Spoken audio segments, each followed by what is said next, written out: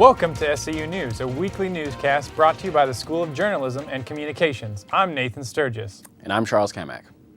The annual Outdoor Week of Prayer event, Intense, is a big hit. The large white tent is packed every night with students eager to hear this year's speaker, Arizona Youth Director and Southern alumnus Ben Lundquist. His theme for the week is Love Reality, a call for students to base their emotions on spiritual rather than worldly values. Lundquist was one of the original student speakers when Intense began nearly 10 years ago. Back in 2004, being one of the first student speakers for the Southern Adventist University Intense meetings, and it was a privilege getting to share my heart back in 2004. Out of this identity. The warm nights affected the temperature inside the tent so much the flaps had to remain open. Intense is produced each fall by the university's Campus Ministries Department. Tell us what you think about this year's Intense. Tweet us at SAU News 1, #SAU Intense. University enrollment is down for the first time in 15 years. The school enrolled 64 fewer students compared to last fall semester. Total enrollment now stands at 3,319. Vice President of Enrollment Mark Grundy says a new, tighter admission policy may be one reason for the decline. Financial restrictions may also be a cause. Enrollment Services is asking some students to delay returning to school so they can pay off an outstanding balance. The Southern6 Trail race attracted more than 100 runners this year. The race followed the university's biology trail behind the campus. Entry fees raised money for Southern's outdoor leadership program and biology trail maintenance. Former student Benjamin Foote took first place. Plus, second and third place winners each took home a custom-made mug by local potter Lauren Howard. There was also a Kids K to culminate the morning's activities. Southern's campus isn't as safe as some students would like to believe. Property theft is common enough to take extra precautions.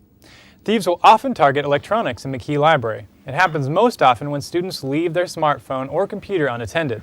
The Holsey Wellness Center is another hotspot. Unlocked bikes and property kept in unsecured lockers are also vulnerable. Another place to keep an eye on your stuff is in the dorm, where expensive clothing and electronics can disappear. One crime victim lived in Thatcher Hall. Just know what you always have and look through everything all the time. Joining us today in the studio is Campus Safety Officer Bryan Stitzer. Thank you for coming. Pleasure. Yeah, we just wanted to ask you some questions. First of all, there was a story in the Accent today, actually, that talks about how dormitory theft has actually gone down recently. Can you talk about the trends there? Yeah, it appears the trend is it's going down a little bit right now, which is excellent, but these things tend to go in spurts and fits, and so while this is good news, it's hard to say whether this will continue or whether we'll have another spurt of thefts down the road. Interesting. Between men's and women's residence halls, which are thefts more common to occur? We definitely get more thefts out of the women's hall, and it's usually in the laundry room. We get a lot of laundry thefts from the women's residence halls. People leave their laundry and they'll come back and some of their more valuable clothing will have been taken. So as a student, if something's stolen from me, what should I do? Best thing to do would be to call our department at 236-2100. That will get you an officer to come out. We'll make sure that we have a report taken, and then we'll get the police involved and we will take that to them, and that's your best possible chance of retrieving your items. Gotcha. Is there a specific time during the year that thefts are more vulnerable, or students are more vulnerable to thefts? Absolutely. That would be at the end of the semesters and the end of the school year. That's a time when people have a lot of stuff. They'll be moving. It'll be out in the hallways. People are likely to steal those. Also, textbooks near final time. Very, very easy to steal those and sell those. And so usually the end of semester and end of the school year is definitely times when you're more vulnerable. Interesting. So what are any other tips that a student could use to protect their property? I highly recommend just locking up your things, keeping a close eye on your things. Most all of the theft on our campus is things were left behind and somebody decided to take it. If you just take the time to secure your things, put a lock on your locker, lock your dorm room, you're really very unlikely to have something stolen from you on the campus. Interesting. You focused a lot on the dormitories. Does Southern Village and Stateside, have they had any problems at all? We've had, I can't think of a time we've had any thefts from those locations, actually. They're, again, they're more secure. as far as there's not common areas there to leave things. Most of these thefts are from common areas, and since there are no common areas at the Southern Village, there's not very much theft there. Interesting. Well, thank you very much for your time, Officer Stitzer. That's my pleasure. Thank you for having me. Saturday night was a buzz with hundreds of students attending the first night of the year run by a student club organization. Latin American clubs showed what real food tastes like by offering various types of food from each Latin American country before the real show began. And yes, there was no cultural dancing. The dance police made sure of that.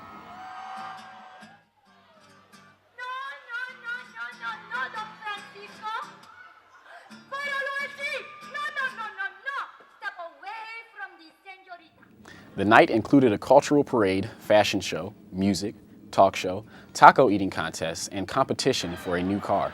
A majority of the activities attempted to test the line of no dancing, but after all, the universities work to stop it. They couldn't stop the students from dancing on their own.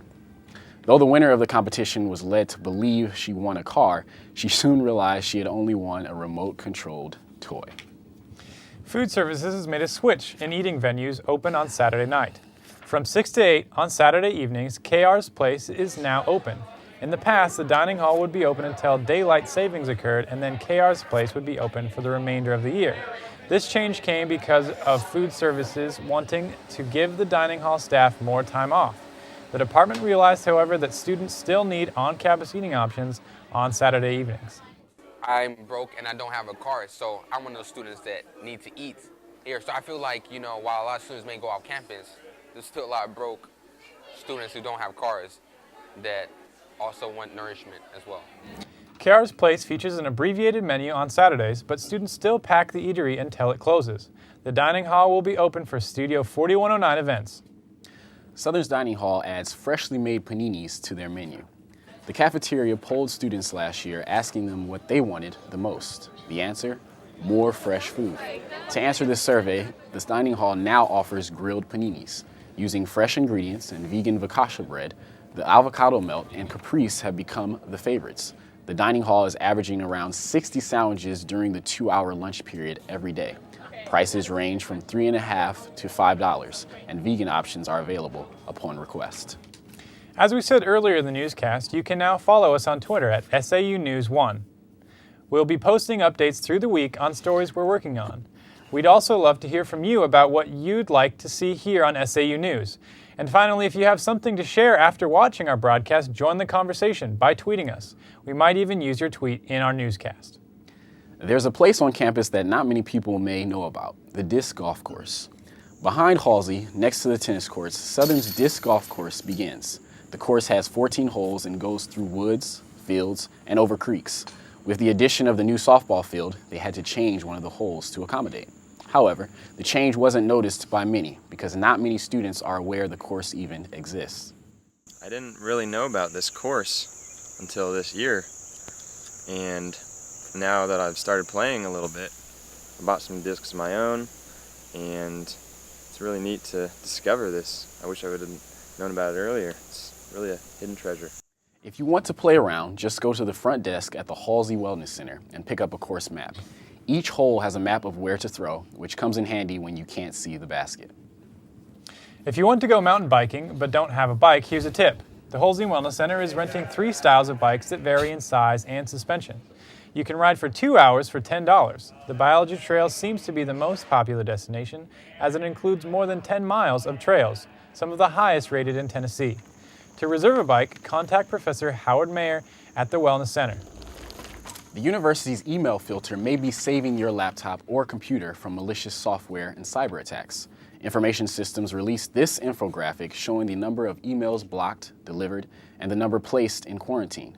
About 90% of all emails are blocked because of suspicious content. IS wants to prevent hackers and malware viruses from infecting university or student computers. The cyber watchdogs encourage all students to keep their antivirus programs up to date. A new 3D printer will soon be available to select students at the McKee Library. The $3,000 printer is the flagship purchase of the library's new initiative to create a makerspace for visual art, technology, and science students this year. Heated plastic presses through a small print head that can create layers as thin as 0.1 millimeters. Library Systems Administrator Ron Miller has printed many test objects to make sure that everything is ready for release. The plastic bracelet you see here was printed in only 15 minutes and came out ready to wear. Coming up next week, SAU News will have details about the Cohutta Springs Triathlon, which takes place this Sunday at 12:30. We'll have a crew on the scene and have a full report next week. That's it for this edition of SAU News. We remind you that this is a joint production of the TV Studio Production class and the TV News Performance class. I'm Nathan Sturgess. And I'm Charles Cammack. Thanks for watching. We'll see you next week, Southern.